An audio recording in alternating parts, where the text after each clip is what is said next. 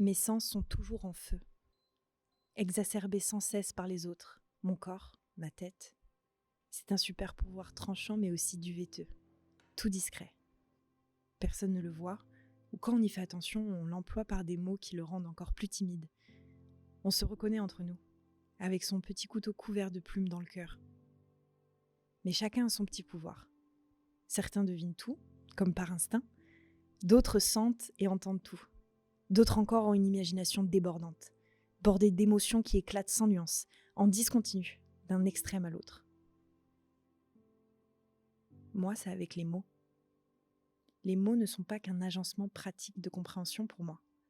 Ils ont leur histoire, leur musique, leur caractère, leur couleur, leur force et leur faiblesse. J'entends le moindre changement de ton et d'énergie chez eux. La mélodie des voix, leur modulation complexe, ont une telle puissance qu'elles ont le pouvoir de me rendre euphorique, enivrée par la douceur de la parole, mais aussi de me terrasser par des flèches dialectiques. Les bruits sont si forts quand ils sont forcés. Je tressaille si facilement parfois, que cela en devient humiliant, ou amusant selon le point de vue. Tout le monde a sa petite forteresse pour se cacher du monde. Alors je m'englobe dans des mondes qui ne me feront ni mal, ni sursauter. On peut me prendre dans les bras aussi fort que l'on veut. Si je perçois un cœur absent, plat de matière, avec des phrases formées de vide, j'ai froid. Je m'en suis voulu longtemps que le changement des autres se décuple chez moi. Mais le pire, c'est que ce que l'on m'envoie, je le charge et je le diffuse. Soit comme un parfum, soit comme un poison. Lorsque je suis en colère, l'atmosphère est étouffante. Mais j'ai tellement peur de me retrouver seule que je piège les autres près de moi, les étouffant encore plus. Quand on me parle autant que l'on m'écrit, chaque terme a son importance. L'utilisation de tel ou tel temps.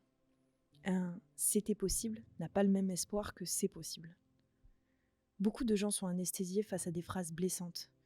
Elles résonnent en moi pendant des jours. Et je m'inquiète de savoir si je suis solitaire dans cette bulle. Alors je demande « ça va ?» Et cette répétition maladroite anime les crocs des autres qui ne sentent ni le couteau ni les plumes. Et je fais une boucle. Alors j'ai juste envie de me blottir tout contre moi-même, de rêver, de laisser mes idées couler comme je me fonds dans mon cocon.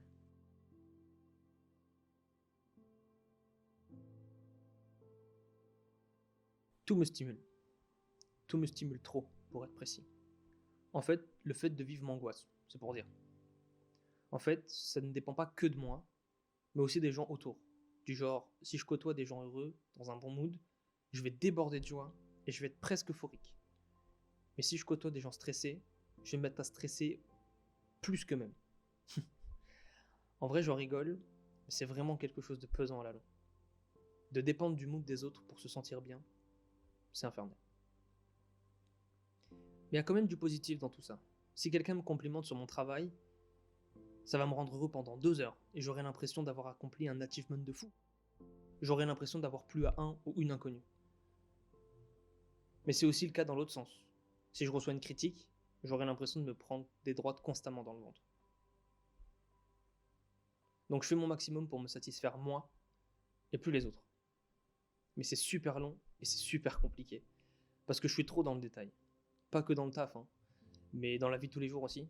Et c'est vraiment épuisant. J'ai cette impression que mon cerveau ne s'éteint jamais en fait. Et qu'il est constamment sur on. Je réfléchis à tout, tout le temps. J'essaie d'utiliser cette capacité pour me divertir et me distraire, m'occuper l'esprit en créant plein de trucs, très souvent futiles d'ailleurs. Mais au moins, ça m'évite de trop penser.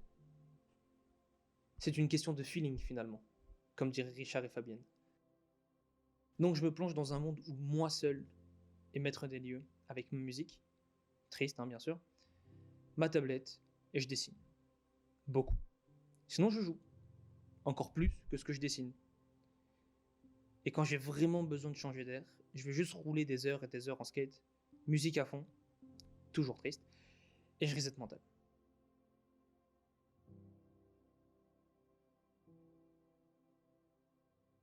Et une fois que j'ai tout reset, et que je sens que je commence à remonter la pente, il me faut une dernière chose pour finir tout le process correctement. C'est d'aller voir des gens que j'aime, et de tout simplement leur dire Ça ça va? va